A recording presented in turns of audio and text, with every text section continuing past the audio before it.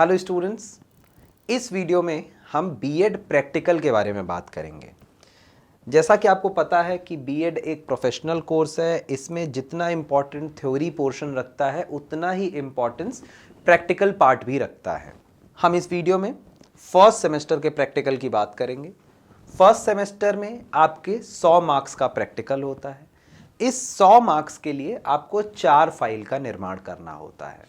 4 file कौन कौन सी हैं? EPC 1, EPC 2, EPC 3 और एक्शन रिसर्च। ये 25 मार्क्स की ईच फाइल होती हैं और ये टोटल मिला के आपका 100 मार्क्स बनाता है। EPC जब हम बात करते हैं तो EPC का मतलब होता है इनहैंसिंग प्रोफेशनल कैपेसिटीज। ठीक, EPC का मतलब होता है इनहैंसिंग योर प्रोफेशनल कैपेसिटीज। आपकी जो प्रोफेशनल कैपेसिटीज है आप उसको बढ़ाने का काम करते हैं इनके द्वारा।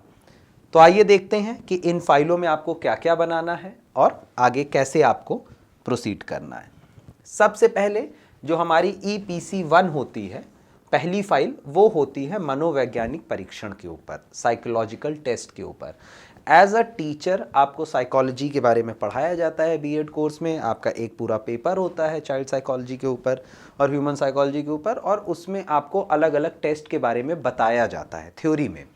प्रैक्टिकल में आपको वही टेस्ट परफॉर्म करना होता है किसी स्टूडेंट के ऊपर। तो आपके सिलेबस में प्रैक्टिकल में 6 ऑप्शंस हैं आपके पास। आप पर्सनालिटी टेस्ट कर सकते हैं जिसमें व्यक्तित्व परीक्षण कहा जाता है। इंटेलिजेंस टेस्ट कर सकते हैं जिसको बुद्धि परीक्षण कहा जाता है। एडजस्टमेंट टेस्ट कर सकते हैं जिसको समायोजन परीक्षण कहा जाता है। इंटरेस्ट, रुचि का टेस्ट कर सकते हैं। मेंटल फटीग मतलब मानसिक थकावट का टेस्ट कर सकते हैं, या एटीट्यूड, अभिवृत्ति का टेस्ट कर सकते हैं। इन 6 टेस्ट में से किसी भी 2 टेस्ट को आपको परफॉर्म करना होता है और उसको मतलब परफॉर्म करके उसके बारे में अपनी फाइल में लिखना होता है।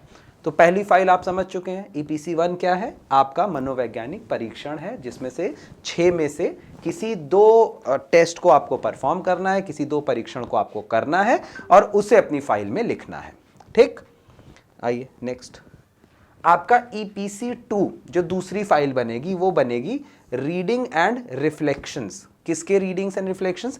किसी भी एक इंडियन एजुकेटर और एक वेस्टर्न एजुकेटर के ऊपर। ठीक, किसी भी एक भारतीय चिंतक और एक आपके इंटरनेशनल जो वेस्टर्न जो है एजुकेटर्स हैं, जो शिक्षाविद हैं, उनकी किसी एक रचना को आपको पढ़ना है, उनके विचारों को आपको पढ़ना है और उन विचारों के आधार पे आपको उसका रिव्यू और रिफ्लेक्शन लिखना है। ठीक, तो इंडियन एजुकेटर कौन कौन से हैं? महात्मा गांधी हैं, अरबिंदो हैं, गिज्जू भाई हैं, विवेकानंद हैं और जे कृष्ण मूर्ति। इन 5 में से किसी भी एक को आप चुन लीजिए और उनके विचारों के बारे में आप अपना रिफ्लेक्शन लिखिए। दूसरी तरफ वेस्टर्न एजुकेटर्स में क्या क्या हैं? रूसो हैं, पॉलो फेरर हैं, जॉन हॉल्ट हैं, जॉन डेवी हैं और सुकृत। इन 5 में से किसी एक व्यक्ति के बारे में आपको लिखना है। ठीक है, समझ में आ गया? EPC 2 आपको समझ में आ गई कि उसमें क्या क्या होगा, फाइल में क्या बनेगा। अब EPC 3 जो आपकी तीसरी फाइल बनेगी वो बनेगी अभिनय एवं कला। ठीक, मतलब ड्रामा एंड आर्ट के ऊपर। इसमें जैसा आपको पता है कि भाई एज अ टीचर आपको स्कूल में बच्चों को ड्रामा और आर्ट, नाट्य के माध्यम से आपको शिक्षा देनी होगी, क्योंकि ये सबसे कन्वीनियंट और सबसे एफिशिएंट वे माना जाता है शिक्षा को देने का। तो उसके ऊपर आपकी तीसरी फाइल बनेगी। इस तीसरी फाइल में आपको क्या क्या करना है?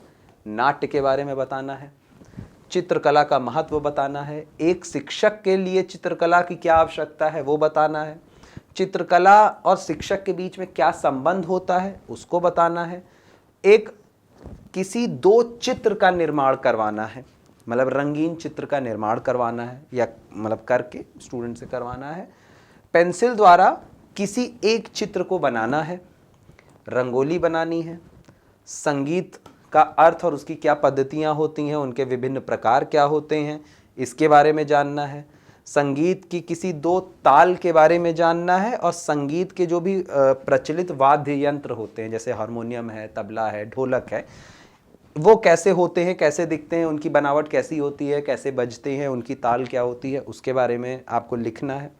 फिर आपको एक निबंध लिखना है। मानव जीवन में संगीत का महत्व या शिक्षा में संगीत की अनिवार्यता। इन दो में से किसी एक पे आपको निबंध लिखना है और फिर इनमें जो नीचे दिया गया है जैसे राष्ट्रभक्ति गीत, राष्ट्रगीत, राष्ट्रगान, लोकगीत, इनमें किसी एक को आपको लिख के अपने स्टूडेंट्स को तैयार करवा के और उनसे जो है उसको प्रेजेंट करवाना है। ठीक, तो आप समझ गए कि ड्रामा एंड आर्ट में आपको क्या क्या करना है। इसी के साथ आपकी तीनों ईपीसीज तैयार हो जाएंगी, 3 फाइलें, 75 मार्क्स।